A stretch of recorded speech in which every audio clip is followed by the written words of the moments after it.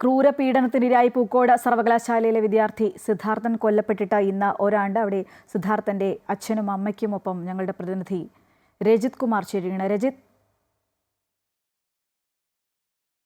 അവരെന്താണ് ഈ ഒരു അവസരത്തിൽ പറയുന്നത്?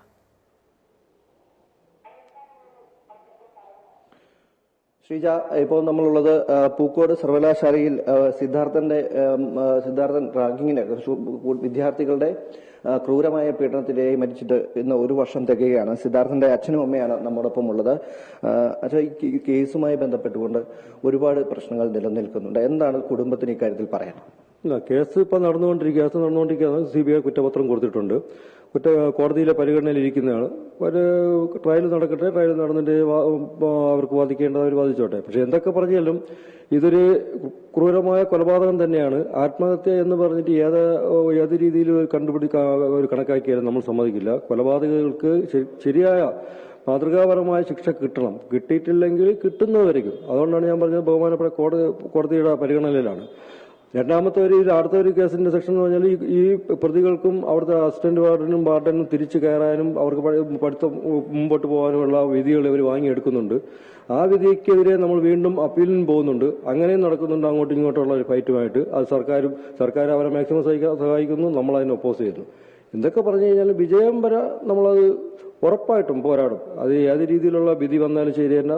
കൊലപാതകങ്ങൾക്ക് വധശിക്ഷ അല്ലെങ്കിൽ ജീവപര്യന്തം എന്താണ് മാക്സിമം ശിക്ഷ കൊടുക്കുന്നത് അത് കിട്ടുന്നതുവരെയും നമ്മൾ പോരാടും. കാര്യം എന്ന് പറഞ്ഞാൽ നമുക്ക് 100% ഉറപ്പുണ്ട് ഇത് പ്രീ പ്ലാൻഡ് മർഡറാണെന്ന്. ഈ SFIയിലുള്ള വിദ്യാർത്ഥികൾ ഉൾപ്പെടെയുള്ളവരാണ് ഇതിലെ പ്രധാന പ്രതികൾ എന്നതിനാൽ തന്നെയാണ് സർക്കാർ ഇക്കാര്യത്തിൽ ഇവർക്ക് വേണ്ട സഹായങ്ങൾ ചെയ്തു കൊടുക്കുന്നതെന്നാണോ? തീർച്ചയായും. SFIയുടെ വിദ്യാർത്ഥികൾ മാത്രമല്ല, SFIയുടെ അവിടുത്തെ ഭാരവാഹികളാണ്. വെറും വിദ്യാർത്ഥികളല്ല. SFIയുടെ ആ നക്സൽ പാർട്ടിയുടെ ഗുണ്ടകളാ ഈ പ്രസിഡന്റ്, ചെയർമാൻ, ജോയിന്റ് സെക്രട്ടറി, ഇവരെല്ലാവരും 5 പേരുണ്ട് ഭാരവാഹികൾ. ബാക്കിയുള്ളവരെല്ലാവരും അതിന്റെ പ്രവർത്തകർ. ഇവരെ രക്ഷിക്കേണ്ടത് മാതൃസംഘടനയുടെ അവർ ചുമതല രക്ഷപ്പെടുത്തി കൊണ്ടുപോകേണ്ടത് വെറും പ്രവർത്തകരല്ല, അവരെ ഭാരവാഹികൾ. അതുകൊണ്ട് ഉറപ്പായിട്ടും ഇരയോടൊപ്പം സർക്കാർ നിൽക്കില്ല, അവരോടൊപ്പം നിൽക്കുള്ളൂ. തീർച്ചയായിട്ടും പ്രോസിക്യൂഷനിൽ നല്ല രീതിയിൽ നിന്നിട്ടുണ്ടെങ്കിൽ അവർക്ക് ഈ ജാമ്യം എങ്ങനെ കിട്ടും? നല്ലവണ്ണം നിന്നിട്ടുണ്ടെങ്കിൽ എങ്ങനെ അവർ പഠിക്കാൻ പറ്റും? നല്ലവണ്ണം നിന്നിട്ടുണ്ടെങ്കിൽ എങ്ങനെ അവർ വീണ്ടും പരീക്ഷ എഴുതും? പ്രോസിക്യൂഷൻ നല്ല ശക്തമായിട്ട് ഇടപെട്ടിട്ടില്ല. അത് അവർക്ക് പ്രതികൾക്ക് വേണ്ടിയിട്ടുള്ള പ്രവർത്തനം തന്നെയാണ് നടത്തിയിട്ടുള്ളത് എനിക്ക് തോന്നുന്നത്. പിന്നെ അന്വേഷണം പറഞ്ഞാൽ കോടതിയുടെ പരിഗണനയിലായതുകൊണ്ട് അതിനെക്കുറിച്ച് ഞാനിപ്പോൾ കൂടുതൽ പറയുന്നില്ല. കുറ്റപത്രം കൊടുത്തിട്ടുണ്ട്. ഇനി വിധി വരട്ടെ, അല്ലെങ്കിൽ വാദപ്രതിവാദം കഴിയട്ടെ, അതിനുശേഷം നമുക്ക് പറയാൻ പറ്റുള്ളൂ. നീതി എപ്പോൾ ലഭിക്കുന്നു അതുവരെ പോരാടും. നമുക്ക് ആദ്യം കിട്ടുന്നത് അടിയാണോ തിരിച്ചടിയാണോ പ്രതികൂലമാണോ അനുകൂലമാണോ അതൊന്നും എനിക്ക് വിഷയമല്ല. കിട്ടുന്നത് വരയ്ക്കും ഞാൻ പോരാടും. തന്നെയാണ് ഇപ്പം സിദ്ധാർത്ഥന്റെ അമ്മ കൂടി നമ്മോടൊപ്പം ചേരുകയാണ്. അമ്മ, ഇത് ഇങ്ങനെ ഒരു സംഭവം നടന്ന ഒരു വർഷം പിന്നിട്ടിട്ടും വിദ്യാർത്ഥികളെ സംരക്ഷിക്കുന്ന നിലപാട് സ്വീകരിക്കുന്നു. വീണ്ടും ഇത്തരം സംഭവങ്ങൾ ആവർത്തിച്ചുകൊണ്ടിരിക്കുകയാണ്. ഇപ്പൊ ഇന്നുകൂടി വീണ്ടും റാഗിങ്ങിന്റെ കേസുകൾ ഉൾപ്പെടെ അത് വിദ്യാർത്ഥികൾക്ക് നേരെയുള്ള അതിക്രമം എന്ന് പറയേണ്ടിയിരിക്കുന്നു. അപ്പം അത്തരമുള്ള കാര്യങ്ങൾ ആവർത്തിക്കുകയാണ്. അത് സംരക്ഷിക്കപ്പെടുന്നത് കൊണ്ടാണോ? അല്ല, അതാണ് സംരക്ഷിക്കും എന്നുള്ളൊരു ധൈര്യം ഉള്ളത് കൊണ്ടാണല്ലോ ഇതിപ്പോ നടന്നുകൊണ്ടിരിക്കുന്നത്.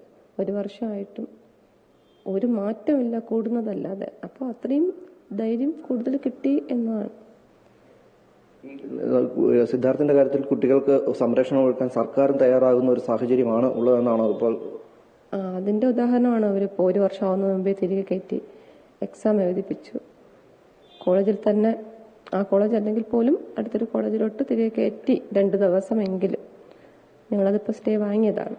അല്ലെങ്കിൽ അവരിപ്പോൾ കോളേജിനകത്തിരുന്ന് പഠിക്കുന്ന കുട്ടികളായിരിക്കും. അപ്പോൾ ഈ ധൈര്യമാണ് വീണ്ടും വീണ്ടും ഇത് ആവർത്തിക്കാനുള്ള കാരണം. ഇതുവരെ വിദ്യാർത്ഥികൾക്കെതിരെ ക്രൂരമായ പീഡനങ്ങൾ ഏൽക്കുന്ന ആ വിദ്യാർത്ഥികളോട് ഏത് തരത്തിലുള്ളവരെ അവരെ പഠിക്കാൻ അനുവദിക്കാത്ത നിലയിലേക്ക് കാര്യങ്ങൾ പോകണം എന്നാണോ? ഇവരെന്തിനാ ഈ ക്രിമിനൽസ് എന്തിനാണ് പഠിക്കേണ്ടത്?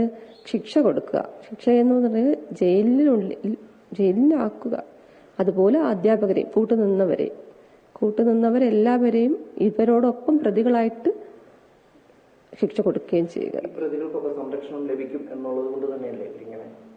അതെ, പാർട്ടി സംരക്ഷണം അല്ലെങ്കിൽ ഞങ്ങൾ സംരക്ഷിച്ചോളാം എന്നുള്ളൊരു ധൈര്യം, ഇതാണ് ഇവരെ ഇവിടെ വരെ എത്തിക്കുന്നത്.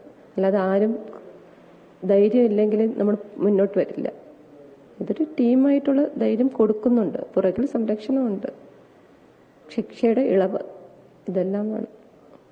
തന്നെയാണ് സർക്കാരിന്റെ ഭാഗത്തു നിന്നും വേണ്ട രീതിയിലുള്ള ഒരു കേസുമായി ബന്ധപ്പെട്ടുകൊണ്ട് വേണ്ട രീതിയിലുള്ള ഒരു ഇടപെടൽ ഉണ്ടായിട്ടില്ല എന്ന് തന്നെയാണ് കുടുംബം പറയുന്നത്. അതിനാൽ തന്നെ ശക്തമായ നടപടികളുമായി മുന്നോട്ട് പോകാൻ തന്നെയാണ് കുടുംബവും തീരുമാനിച്ചിരിക്കുന്നത്. എന്ത് തന്നെയായാലും വിധി തങ്ങൾക്ക് അനുകൂലമാവുകയാണെങ്കിൽ അല്ലെങ്കിൽ പ്രതികൂലമാകുന്ന ഒരു സാഹചര്യമാണെങ്കിൽ അതിനെതിരെ വീണ്ടും കോടതിയെ സമീപിക്കാനും നിയമ നടപടികളുമായി മുന്നോട്ട് പോകാനും തന്നെയാണ് സിദ്ധാർത്ഥിന്റെ കുടുംബം തയ്യാറെടുക്കുന്നത്.